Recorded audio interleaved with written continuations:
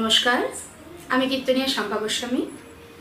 যদি আমার কীর্তন আপনাদের ভালো লেগে থাকে তাহলে লাইক করুন, শেয়ার করুন, আর সেই সঙ্গে আমাদের যে চ্যানেলটি এসএসসি কীর্তন জগৎ, এই চ্যানেলটি সাবস্ক্রাইব করবেন, পাশে বেল আইকনটি প্রেস করবেন নতুন নতুন লীলা আস্বাদনের জন্য। 2020 সাল এবং 2021 সালে নতুন নতুন লীলা পরিবেশন করবার আমরা চেষ্টা রাখছি। আপনারা অবশ্যই আস্বাদন করবেন আর লাইক করবেন, শেয়ার করবেন। হরে কৃষ্ণ। সবাই ভালো থাকুন, সুখে থাকুন, শান্তিতে থাকুন। জয় নিতাই, জয় গৌর। জয় রাধেশ্যাম, জয় নিতাই, জয় গৌর। হরে কৃষ্ণ, হরে কৃষ্ণ, হরে কৃষ্ণ। সমাগত সকল সাধুগুরু বৈষ্ণব ভক্তবৃন্দ ও আমার সকল ভক্তিমতী মায়েদের চরণে সর্বাগ্রে রইল এই অধমার শত সহস্র কোটি দণ্ডবত।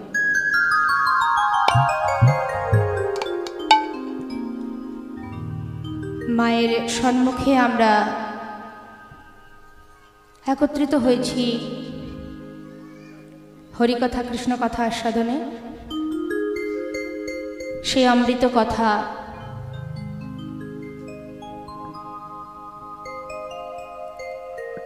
শাস্ত্রে বললেন,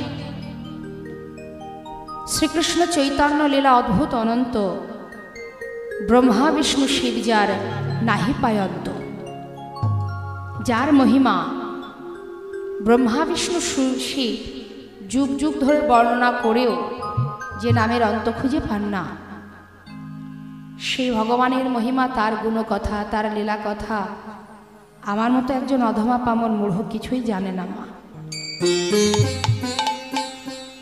শাস্ত্রে বললেন, ভক্তের কৃপা থাকলে অসাধ্য সাধন করা যায়।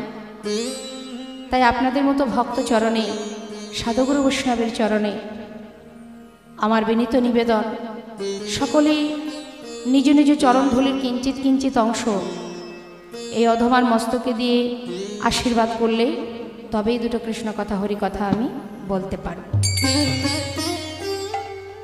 ভগবান লীলা করেছেন অপ্রাকৃত জগতে, আর আমরা সেই লীলা বদনে উচ্চারণ করব, প্রকাশ করব, বর্ণনা করব, এ তো যেমন তেমন বিষয় নয়।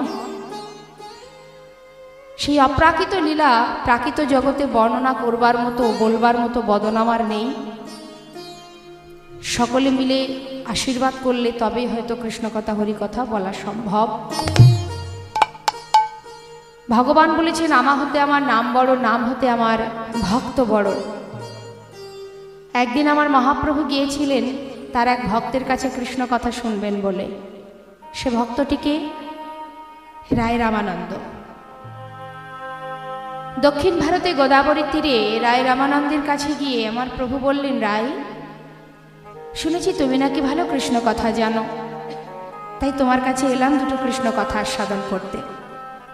রায় রামানন্দ বললেন, প্রভু, তোমার সামনে দাঁড়িয়ে কৃষ্ণ কথা বলবার মতো ক্ষমতা আমার নেই।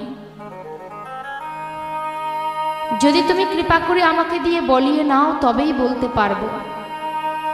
মোর মুখে বক্তা তুমি, তুমিই মোর শ্রোতা। অনন্ত রহস্য শুনো সাধনের কথা। মোর জিহবাতে বসে যা কহাইবে তুমি, ভালো মন্দ কি কহিব কিছু নাহি জানিনি। তাই গৌর হরিবল হরিবল। তাই যতটুকু বলাবেন ততটুকুই সম্ভব। আজ আমরা আস্বাদন করব ভগবানের মধুর লীলা। আস্বাদনের বিষয় নবদ্বীপ লীলা। শান্তিপূর্ণনাথ অদ্বৈত আচার্যের গৃহে নিতাই গৌর দুই ভাইয়ের মায়ের কোলে মিলন। আস্বাদনের বিষয় শান্তিপুর মিলন। সকল ভক্তচরণে নিবেদন, ভুল ত্রুটি হলে সন্তান জ্ঞানে সকলে আমাকে ক্ষমা করবেন। ঘরতি মির গোরাশিল জগ জন, গোরাশিল জগ ধর্ম করম রহদ। কলিঘর তিমির গোরাশিল জগজন, ধর্ম করম রহদূর। কলিঘর তিমির, তিমির কথার অর্থ হচ্ছে অন্ধকার, আর ঘোর কথার অর্থ হলো ঘন। এই ঘোর কলিযুগে মায়ারূপ যে অন্ধকার আমাদের মতো কলিহত জীবকে এমনভাবে আচ্ছাদন করে আছে মা, যে মায়ার পিছনে আমরা ছুটে বেড়াচ্ছি, যে মায়ার জন্য আমরা পাগল হয়ে যাই, যে মায়ার জন্য কাঁদি, সবই যে মিথ্যে, সবই যে ভুল। শাস্ত্রে বললেন, আমার আমার করো বুঝিতে না পারো আমাতে কি আছে রত। কোন শক্তি বলে বেড়াই চলি, বলে কিসের অভাবে হয় এ দেহ পতন। দেহের মাঝে আছে প্রাণেরই সঞ্চার, তাহাতেই বলি আমার আমার, প্রাণ গেলে হবে সবাকার, সব নেশারি সকল। আজ যেটা আমার কাল সেটা অন্যের হয়ে যাবে, এটাই বাস্তব। শাস্ত্রে বললেন, আগে তুমি জানো তুমি কে, কি তোমার পরিচয়, তোমার আসল পরিচয় কি। ছেলে আমার, মেয়ে আমার, স্বামী আমার, সংসার আমার, এটাই কি আমার পরিচয়? না। আমাদের সকলের পরিচয়, প্রত্যেকের তো আলাদা আলাদা পরিচয় আছে না মা? সবার আমাদের আলাদা পরিচয় না, কিন্তু সেটা দুদিনের পরিচয়, ইহ জগতের পরিচয়। কিন্তু পরমার্থিব জগতে আমাদের সকলের একটাই পরিচয়, সেটা আমাদের কারোর জানা নেই। দেখবেন আমরা জাত নিয়ে মারামারি কাটাকাটি করি, আমি ব্রাহ্মণ জাতি, আমি উঁচু জাত, ও নিচু জাত, ওর সংস্পর্শে যাওয়া যাবে না, ওকে ছোঁয়া যাবে না, ওকে ঘরে তোলা যাবে না। কিন্তু মাগো, আপনারা নিশ্চয়ই জানেন, মহাভারত নিশ্চয়ই আপনারা পড়েছেন, দেখেছেন। রুইদাসের ঘটনা জানেন তো? রুইদাস যাকে প্রভু কৃপা করেছিল। শাস্ত্রে বললেন, জন্ম হোক যথাতথা, কর্ম করো ভালো। তুমি উঁচু জাত, কিন্তু তোমার মধ্যে যদি অহংকার থাকে, সেখানে ভগবান থাকেন না। ভগবানকে পেতে গেলে চাই দীনতা, ভক্তি, প্রেম, ভালোবাসা। ষড় গোস্বামীর মধ্যে একজন গোস্বামী, যার নাম হলো সনাতন গোস্বামী। এই সনাতন গোস্বামী মস্ত বড় ধনী ছিলেন, কিন্তু একদিন তিনি সর্বস্ব পরিত্যাগ করে একটি কম্বল সঙ্গে করে নিয়ে ঘর ছেড়ে পথে নেমেছিলেন। কেন? তার মনের মধ্যে একটা প্রশ্ন জেগেছিল যে এই জগতে সবই তো আমার, আমি কার? কি আমার পরিচয়? আমার আসল পরিচয়টা কি? যে পরিচয়ে ঘুরে বেড়াই আমরা, এটাই কি আসল, নাকি অন্য কোনো পরিচয় আছে? কোথায় পাবো এই উত্তর? তাহলে একমাত্র মহাপ্রভু। চললেন প্রভুর কাছে। প্রভু ছিলেন কাশীধামে। সনাতন গোস্বামী সর্বস্ব পরিত্যাগ করে একটা কম্বল সঙ্গে করে নিয়ে প্রভুর কাছে গিয়ে পৌঁছালেন। কাশীধামে পৌঁছে গিয়ে প্রভু যেখানে আছেন সেখানে ছুটে গিয়ে তার চরণটা জড়িয়ে প্রভুর চরণে আছাড় খেয়ে পড়লেন। গৌরহরি চমকে উঠলেন, এ কি সনাতন, এইভাবে ছুটে এসে আমার চরণে পড়েছ, কি হলো তোমার? দয়াময়, একটিবার বলে দাও প্রভু, আমার বলতে যা কিছু সর্বস্ব ত্যাগ করে তোমার কাছে এসেছি, শুধু একবার বলে দাও যে আমার আসল পরিচয়টা কি? কি আমার আসল পরিচয়? আমি যখন এসেছি কোথা থেকে এসেছি, আবার কোথায় চলে যাব? রামভক্ত তুলসীদাস বললেন, তুম কাহা সে আয়ে হো আর যাওগি কাহা, ইতনা দিল বিচার লো বাস হো গয়া ভজন। তোমার ভজনের পথ সেটাই, আগে তুমি নিজেকে চিনতে শেখো, তুমি কে, কি তোমার পরিচয়, তবেই তুমি তোমার ভজনের পথে এগোতে পারবে। সঠিক পথটাকে জানতে হবে। মহাপ্রভু বললেন, তবে শোনো সনাতন, শুধু তুমি নও, এই জগতে যত জীব আছে সকলের একটাই পরিচয়, সেটা হলো জীব নিত্য কৃষ্ণ দাস, তাহা ভুলি গেল, তাহা ভুলি গেল এই মায়া পিশাচিতা, পিশাচিতা গলেতে বাঁধিল, গলেতে বাঁধিল।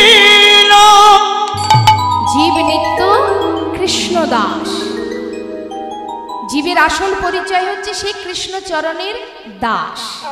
আর এটা যখন আমরা ভুলে যাই তখনই মায়া আমাদেরকে গ্রাস করে নেয় মা। আর এখান থেকে যদি আমাদের মুক্তি পেতে হয় তাহলে কলিযুগে একটাই উপায়, সেটা হলো সদ্গুরু চরণ আশ্রয়। এই মায়ার সংসার আপনাকে কোনোদিন বলবে না যে তুমি এই পথে যাও গোবিন্দ পাবে। আরো যদি আপনি 5 পা এগিয়ে যান আপনার হাতটা ধরে আরো 10 পা পিছিয়ে নিয়ে আসবে, যেতে দেবে না। মায়ের সংসার আপনাকে যেতে দেবে না।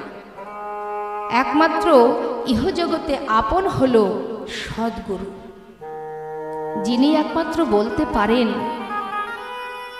এই পথে গেলে তুমি ভগবান তার চরণ পাদপদ্ম লাভ করতে পারবে। আপন যদি কেউ থেকে থাকে তিনি হলেন গুরু। এই জগতে আর কেউ আপন নয়। মায়ার সংসারে সবই ভুল। মাগো, পেয়েছি সাধের মানব জনম, 80 লক্ষ জনী কীট পতঙ্গ হয়ে 4 লক্ষ বার এই মানব জনম। এই 84 লক্ষ জনী ভ্রমণের পর সুন্দর দশেন্দ্র ষড়রিপুযুক্ত এই সুন্দর দেহটা 3.5 হাত সোনার দেহ পেয়েছি, দুর্লভ মানব জনম পেয়েছি, কৃষ্ণ ভজনের জনম পেয়েছি। বলা যায় যদি আর না পাওয়া যায়, কি আমাদের করণীয়, কি করা উচিত আমাদের কর্তব্যটা কি? সংসারকে নিয়ে আমরা সারাদিন চিন্তা করি, ভাবি, কিন্তু বৈষ্ণব পদকর্তা কি বললেন? বৈষ্ণব মহাজন বললেন, হে জীব, কোনো সাধন ভজন করতে হবে না, যাগ যজ্ঞ করতে হবে না, পূজা অর্চনা করতে হবে না। যদি একবার 2টি বাহু তুলে 2 ফোঁটা নয়নবাড়ি বরিশন করে দেহ মনোপ্রাণ সঁপে দিয়ে যদি একবার তাকে ডাকতে পারো, একবার। আগেকার সময়ে অন্যান্য যুগে ভগবানকে পাওয়ার জন্য অনেক ধ্যান তপস্যা যাগ যজ্ঞ পূজা অর্চনা করতে হতো মা, কিন্তু কলিতে কিছু আছে, সত্যং নাস্তি তপু শৌচ দয়া দানং না বিদ্যতে। কলিযুগে দয়াও নেই, দানও নেই, তপস্যাও নেই, আছে সত্য। তাই যদি কোনো জীব প্রভুর চরণ স্মরণ করে গৌর চরণ সার করে যদি 2 ফোঁটা নয়নবাড়ি বরিশন করে, সংসারের জন্য তো আমরা অনেক কাঁদি না মা, কিন্তু ভগবানের চরণে যদি 2 ফোঁটা অশ্রুবাড়ি বরিশন করা যায় আর কিছু করা লাগে না। প্রভু বললেন, দেখো দেখো, এই কলিযুগে সাধন ভজন যাগযজ্ঞ কিছু নয়। রাম আদি অবতারে ক্রোধে নানা অস্ত্র ধরে অসুরে করিল সংহার, এবে অস্ত্র না ধরিল প্রাণে কারো না মারিল, হরি নামে প্রেমে জীবে করিল উদ্ধার। হরি বল, হরি বল। শুধুমাত্র নাম, মধুমাকা হরি নাম। মহাজন বললেন, হরি নাম করো, সর্বধর্ম পরিত্যাজ্যং মামেকং শরণং ভজ। যে সমস্ত ধর্ম পরিত্যাগ করে আমার শরণাপন্ন হয়, অহংতং সর্বপাপেভ্যো মোক্ষয়ং, তার মুক্তি প্রদান করি আমি। যদি কোনো জীব সমস্ত ধর্ম পরিত্যাগ করে আমার শরণাপন্ন হয়, যদি আমার শরণে আসে, নাম ছাড়া কলিজীবের নাহি আর ধর্ম, সর্বধর্ম সার নামেই শাস্ত্র মর্ম। একবার নাম করো। তবে কেমন করে? আমরা নাম করি কেন? ভগবানকে ভালোবাসি কেন? হরে কৃষ্ণ মা বলুন, আমরা ভগবানকে কেন ভালোবাসি? ভালোবাসেন তো? কেন ভালোবাসেন? আমাকে একটা সুন্দর বাড়ি করে দাও প্রভু, একটা ভালো অমুকের বাড়ি আছে, তমুকের বাড়ি আছে, আমার একটা পাকা বাড়ি করে দাও, কি আমার একটা ছেলে দাও, কি আমার ছেলেটা বিয়ে দিয়ে দাও, আমার বৌমাটা যেন সুন্দর হয়, তবে আমি বাড়িতে কালী ঠাকুরের পূজা দেব, আমার ছেলে যদি চাকরি পায় জোড়া কালীর পুজো দেব। এই যে আমাদের আশা, আমরা উদ্দেশ্য ছাড়া ভগবানকে সেবা দিই না। কিন্তু ভগবানকে ভালোবাসতে গেলে নিঃস্বার্থে ভালোবাসতে হয়, চাওয়া লাগে না, না চাইতেই সব পাওয়া যায়, কিন্তু ভালোবাসাটা সঠিক হতে হবে। আমরা তো স্বার্থ ছাড়া ভগবানকে ভালোবাসি না। স্বার্থ, শুধু স্বার্থ, এটা দাও সেটা দাও, না দিলে তোমায় ডাকবো না, সেবাও দেব না। অনেক বাড়িতে আছে, বলে মনে ইচ্ছা ছিল ভগবানের সেবা পূজা দেব, বাড়িতে নামযজ্ঞ দেব, ছেলের চাকরিটা যদি হতো, চাকরিটা তো পেল না, যার কারণে আর এসব দিকে গেলাম না। হরি বল, হরি। মহাজন বললেন, অসাধনে চিন্তা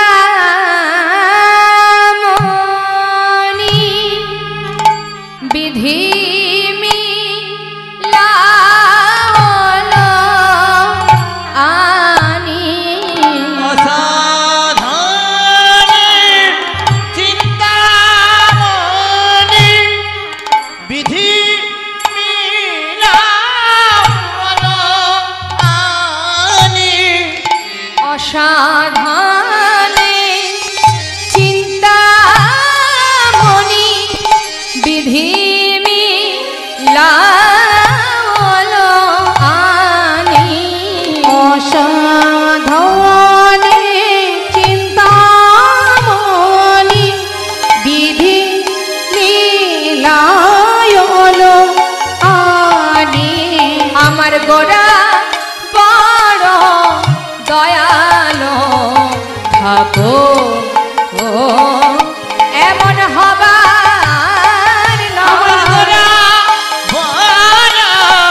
দয়ালো ঠাকুর এমন হবার নয় গো কোন সাধনে ভজন লাগিল না রে কোন সাধন ভজন লাগলো না রে কোন সাধন ভজন লাগিল না রে কোন সাধন ভজন লাগিল না রে সে যে এমন দয়া গুণনিধি সেধে যেচে নাম বিলালো আমার দয়ার গুণনিধি সেধে যেচে নাম বিলালো কলি জীবে দারে দারে সেধে নবিলাল কলি জীবে দারে দারে সেধে সেধে নবিলাল ধরল গ্রহণ করো বলে যেতে সেধে নবিলাল ধরল গ্রহণ করো বলে ওই না যেতে সেধে নবিলাল কলি জীবে দারে দারে ওই না যেতে সেধে নবিলাল কলি যুগে হয়ে গেল কোন সাধনে ভজন লাগলো না রে সেধে যেচে নাম বিলালো সাধন ভজন লাগলো না রে সেধে যুগে হয়ে গেল সাধন জীবের দারে দারে কলি যুগে হয়ে গেল সাধন ভজন লাগলো না রে গ্রহণ করো বলে কলি জীবের দারে দারে আহা ধরল গ্রহণ করো বলে ধরল গ্রহণ করো বলে ধরল গ্রহণ করো বলে কলি জীবের দারে দারে হয় নয়ার হবার নয় গো কলি জীবের দারে দারে ওই না যেতে সেধে নবী লালো গ্রহণ করো বলে ওই না যেতে সেধে নবী লালো কলি যুগে হয়ে গেল এমন হয় সেধে যেচে নাম বিলালো ধরল গ্রহণ করো বলে সেধে যেচে নাম বিলালো ধরল গ্রহণ করো বলে কলি জীবের দারে দারে এমন হয় না আর হবার নয় গো মিঠাই মোর হরি বল মোর হরি নাম বিলালো এমন হয় না আর হবার নয় গো সেধে যেচে নাম দিলো হয় না আর হবার নয় গো সেধে যেচে নাম দিলো ধরল গ্রহণ করো বলে সেধে যেচে নাম বিলালো কোন সাধন ভজন লাগিল না গো জনিতায় জগৎ নবদ্বীপে কে কে গেছেন মা একটু হাত তুলে দেখান তো কে কে গেছেন নবদ্বীপে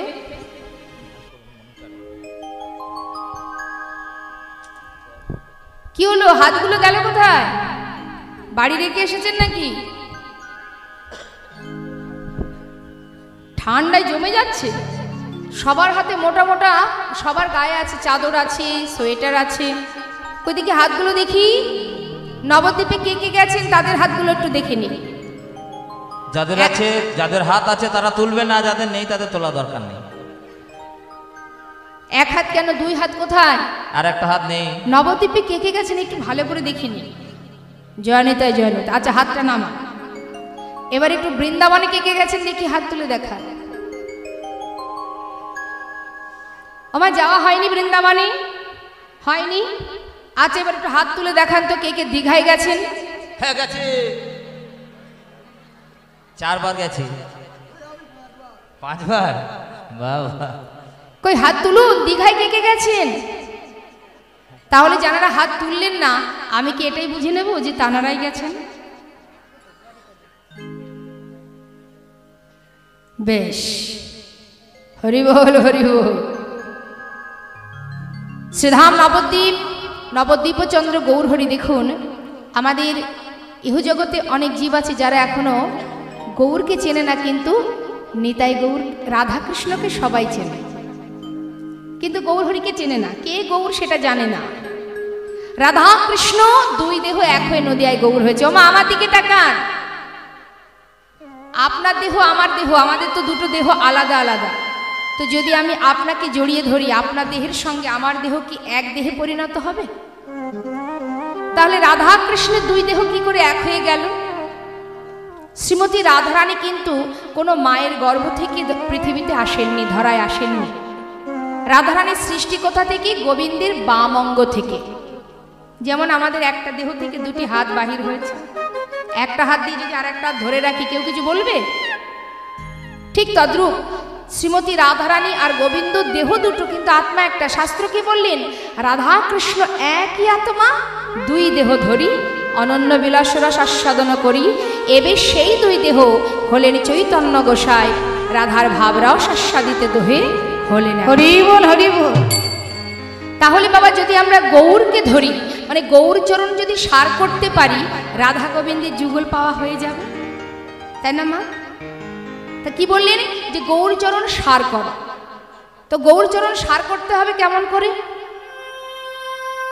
ঝপ করে ছুটে গিয়ে গৌরের চরণে আছাড় খেয়ে বললাম হয়ে গেল না, অনেকগুলো তো নিয়ম আছে। বদনে কৃষ্ণ নাম করতে হবে। তৃণাদপি শুনে চেন তরুরিব সহিষ্ণ না, অমানির মানদেন কীর্তনীয় সদা হরি। সর্বদাই ভগবত চিন্তা করো, দীনতা প্রকাশ করো, সহিষ্ণ না দেখাও। দীনতা থাকতে হবে। আমাদের প্রত্যেকের মনে হিংসা আছে, আছে না? বলুন তো এখানে হিংসা নেই কার?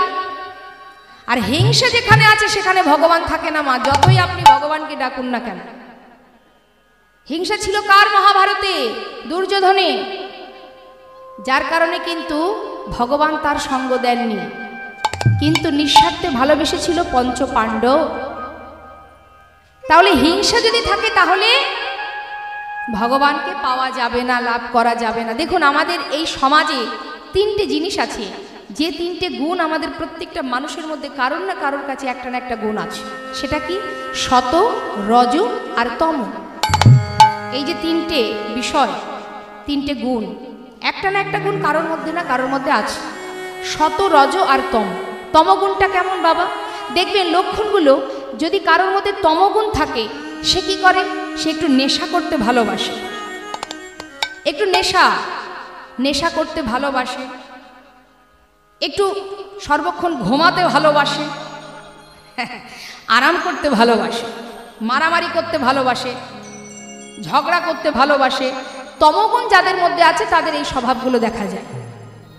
আর রজগুণটা কেমন? যে নেশা করে না, কিন্তু ভালো জায়গায় থাকবো, রঙিন টিভি দেখব, রঙিন ড্রেস পরব, রঙিন রঙিন জায়গায় ঘুরতে যাব, গাড়ি চড়ব, এই যে বিষয়গুলো, এগুলোর মধ্যে হচ্ছে রজগুণ সম্পন্ন ব্যক্তি। মানে নেশাভান করবে না, কিন্তু ভালো থাকবো, সুখে থাকবো, বিভিন্ন জায়গায় ভালো ভালো জায়গায় ঘুরতে যাব, দামি দামি গাড়ি চড়ব, এই নেশাগুলো যাদের মধ্যে আছে তাদের হচ্ছে রজগুণ সম্পন্ন। আর শতগুণ যাদের মধ্যে থাকে তারা হয় ভগবানের চরণের দাস। ভগবত ভক্তি যাদের মধ্যে থাকে, এই শতগুণ যাদের মধ্যে থাকে তাদের কৃষ্ণ পদে মতি গতি থাকে। মাগো, স্বামী বিবেকানন্দ, যার ভিতরটা ছিল পরিষ্কার, শতগুণ সম্পন্ন ব্যক্তি, যে কিনা আজকে জগতের কাছে ভগবানের জ্ঞানে তার পূজা হচ্ছে। কেন? আপনিও তো মানুষ, আমিও তো মানুষ, আমাদেরকে তো ভগবানের মতো কেউ আসনে বসিয়ে পুজো দিচ্ছে না। কাকে দিচ্ছে? স্বামী বিবেকানন্দ, ঠাকুর রামকৃষ্ণদেব, তাদেরকে ভগবান জ্ঞানে পুজো দিচ্ছে আসনে বসিয়ে। কেন? তারাও তো মানুষ। তাদের ভিতরটা পরিষ্কার, বাইরেটা নয়, ভিতরটা পরিষ্কার। তাদের পরিষ্কার করতে হবে। ভিতরে যে হিংসাটা আছে, হিংসাটা বসে আছে, ওটাকে দূর করতে হবে, তবেই ভগবত ভক্ত হওয়া যাবে। বৈষ্ণব পদকর্তা বললেন, তুমি যত বড় পণ্ডিতই হও না কেন, তোমার মধ্যে যত শিক্ষা দীক্ষায় থাকুক না কেন, যদি তোমার মধ্যে হিংসা থাকে, যদি অহংকার থাকে, তুমি ভগবানকে পাবে না। তাই মহাজন বলছেন, চারি বেদ সরদর্শন পড়িয়াছে যে চারি বেদে সরদর্শন পড়িয়াছে যে এই ঘরে কলিকালে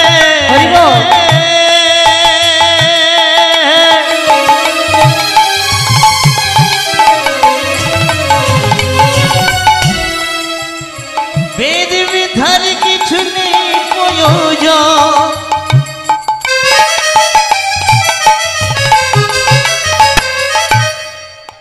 শুধু একবার হরি নাম করো।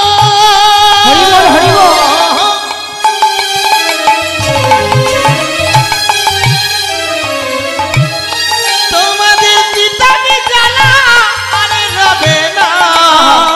নিতাই গৌর হরি বল। সবই দূরে যাবে মধুর হরি নামে।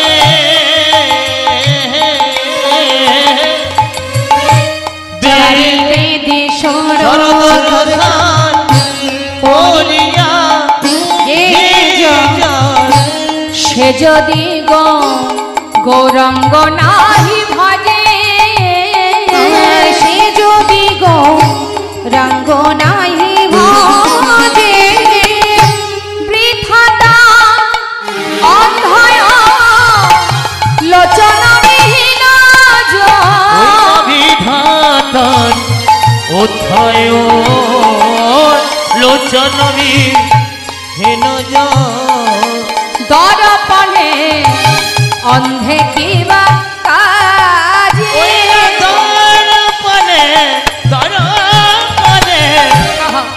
অন্ধের কিবা কাজে। আছে দর্পণ মানে কি মা? আয়না। একটা অন্ধ ব্যক্তির সামনে আয়না যদি আপনি ধরেন, আয়নায় কি সে মুখ দেখতে পাবে? তাহলে অন্ধ ব্যক্তির কাছে আয়নার কি কোনো মূল্য আছে? ঠিক তদ্রূপ আপনার মধ্যে যতই পাণ্ডিত্য থাকুক, যতই আপনি শিক্ষা অর্জন করেন, দেখবেন এই জগতে কেউ যদি একটু লেখাপড়া জানে, সে কিন্তু খুব অহংকার দেখায়। আমি অনেক পাণ্ডিত্য অর্জন করেছি, আমি অনেক বেদবিদ্যা পড়েছি, কিন্তু শাস্ত্র বলছেন বিদ্যাং দদাতি বিনয়া। প্রকৃত যদি কেউ বিদ্বান হয়, তার ভিতরে দীনতা দেখা যায়, অহংকার নয়, তার মধ্যে বিনয়া থাকে, নত। কিন্তু যদি কোনো যে নিজে অহংকার করে, অহংকার করলে কিন্তু ওই ঠিক দর্পণ অর্থাৎ আয়নার মতো অবস্থা হবে বাবা।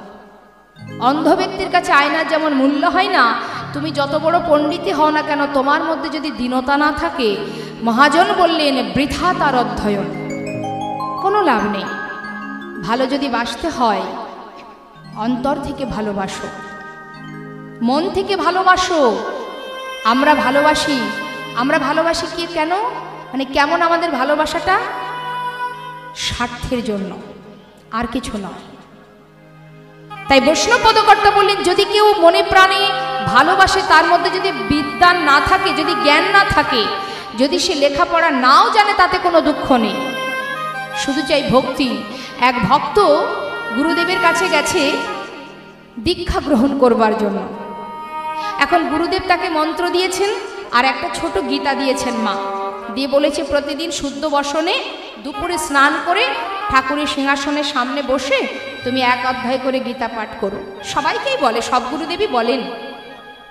এখন সে তো লেখাপড়া জানে না বাবা, আহা, গুরুদেবের দেওয়া সেই গীতাটা নিয়ে ঘরে ঢুকে ঠাকুরের সিংহাসনে রেখেছেন। প্রতিদিন স্নান করে শুদ্ধ বসনে সেই গীতাটা হাতে করে নিয়ে, সেটা তো আর পড়তে পারে না মা, তা গীতার উপরে যে ছবিটা আছে না, যে অর্জুন রথে বসে আছে আর ভগবান কৃষ্ণ রথ চালাচ্ছেন, নিতাই গৌর হরি বল, ওই ছবিটা দেখে আর কখনো কখনো মৃদু মৃদু হাসে, আবার কখনো কখনো অঝর নয়নে বাড়ি বরিশন করে কাঁদে। এখন পাড়াপড়শি প্রতিদিন ওই কাণ্ড দেখে তারা তিরস্কার করতে শুরু করলো। তারা বলতে লাগলো, লেখাপড়ার কিচ্ছু জানে না, সে আবার বসে বসে গীতা হাতে করে নিয়ে কাঁদছে, যেন মনে হচ্ছে গীতার সারমর্ম সব বুঝে ফেলেছে। ব্যঙ্গ করে, কত বড় পণ্ডিত হয়েছে দেখো। আহ, কিন্তু সেই ভক্তটি প্রতিদিন কাঁদে। মা দেখবেন, প্রতিদিন যদি আপনি ভগবান চিন্তা করেন, রাত্রে ঘুমের মধ্যেও আপনি তার দর্শন পাবেন। আপনার চিন্তাটা যেখানে থাকবে, রাত্রেও কিন্তু আপনাকে সেটাই দেখতে হবে। প্রভু স্বপ্ন দেখাচ্ছে, ভক্ত তুমি যে প্রতিদিন আমার গীতা হাতে করে নিয়ে কাঁদো বা হাসোর কারণটা কি? তুমি তো পড়তে জানো না, তাহলে তুমি কি বুঝেছো গীতার মর্ম? সেই ভক্তটি কেঁদে কেঁদে বলছে, প্রভু সবার আগে বলি আমি হাসি কেন জানো? সবার আগে আমি হাসি এই জন্য যে অর্জুনের মতো এত বড় ভক্ত কয়জনা হতে পারে, যে বসে আছে রথে আর তুমি রথ চালাচ্ছ।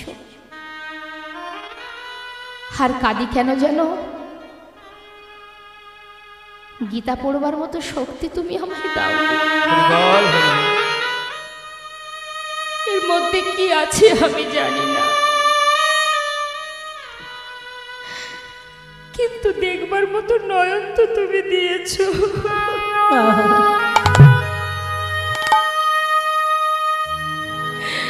এই সুন্দর দুটি নয়নে বিশ্ব ব্রহ্মাণ্ড দেখা যায়।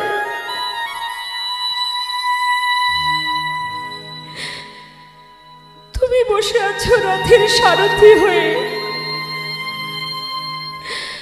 আর অর্জুন রথে বসে আছে, যিনি বিশ্ব ব্রহ্মাণ্ডের মালিক,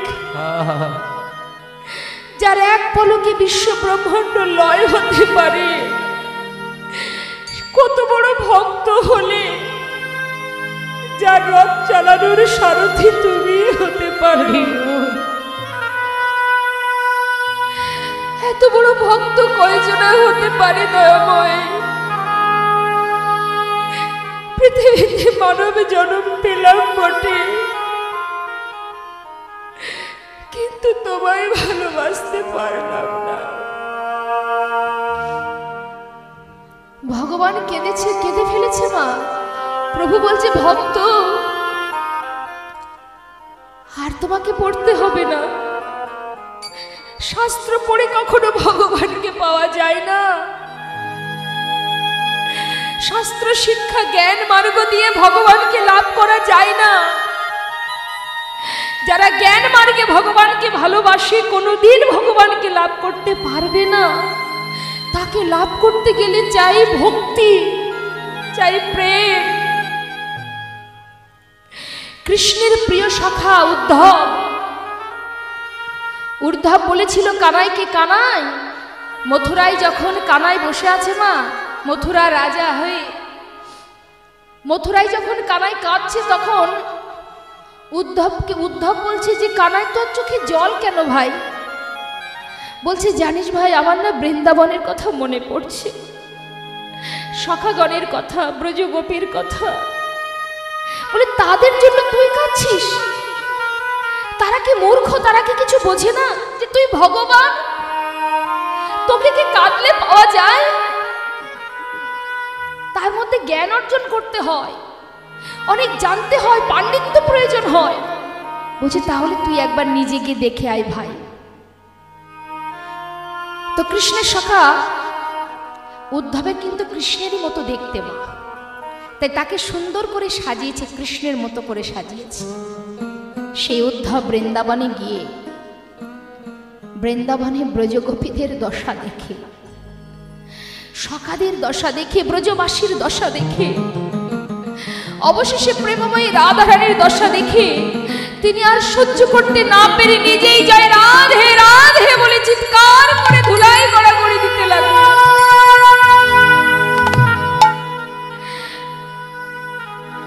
শ্রীমতী রাধারানীকে একদিন গোবিন্দ বলেছিলেন, রায় তুমি যে আমাকে এত ভালোবাসো, আমার জন্য তুমি ধোয়ার ছলে বসে বসে বাদিনীর ঘরে কাঁদো, আজ আমার বড় ইচ্ছা হচ্ছে তোমাকে কিছু দেব, বলো রায় তুমি কি চাও? রায়ধনী বললেন, প্রাণনাথ তুমি আমায় দিতে চাও, তবে দাও, আশীর্বাদ করো আমায় যে তুমি আমাকে ভালোবাসো বা নাই বাসো, আমি যেন তোমায় ভালোবাসতে পারি। বল,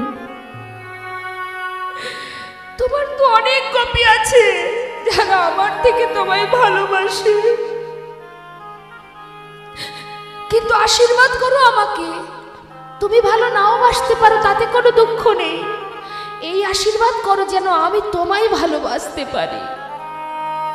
এই হচ্ছে ভক্তিমা, এই হচ্ছে প্রেম, অন্তর থেকে ভালোবাসতে হয়।